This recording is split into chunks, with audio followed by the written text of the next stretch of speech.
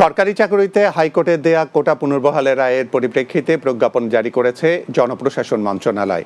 মেধাভিত্তিক 93% বীর মুক্তিযোদ্ধাদের সন্তানদের 5% এবং শারীরিক প্রতিবন্ধী ও তৃতীয় লিঙ্গের জন্য 1% রেখে প্রজ্ঞাপন জারি করা হয়।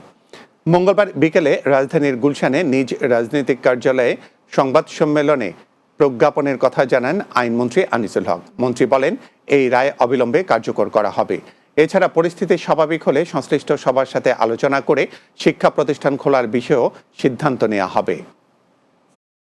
সরকার এই মর্মে আদেশ জারি করিতেছে যে, সমতার নীতি ও অনগ্রসর জনগোষ্ঠীর প্রজাতন্ত্রের কর্মে প্রতিনিধিত্ব লাভ নিশ্চিতকরণের লক্ষ্যে সরকারের বিভিন্ন প্রতিষ্ঠানে অর্থাৎ সরকারি, আধা সরকারি, স্বায়ত্তশাসিত আধা স্বায়ত্তশাসিত প্রতিষ্ঠান, স্বশাসিত ও সংবিধিবদ্ধ কর্তৃপক্ষের এবং বিভিন্ন কর্পোরেশনের চাকরিতে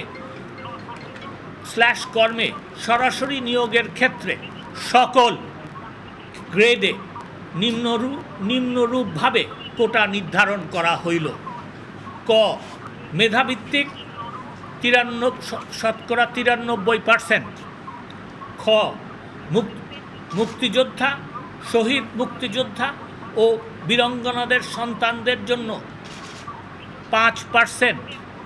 গ, ক্ষুদ্র নৃগোষ্ঠী 1% এবং শারীরিক প্রতিবন্ধী ও তৃতীয় লিঙ্গের জন্য 1%। 2, নির্ধারিত কোটায় যোগ্য প্রার্থী পাওয়া না গেলে সংশ্লিষ্ট কোটার শূন্য পদসমূহ সাধারণ মেধা তালিকা হইতে পূরণ করা হইবে।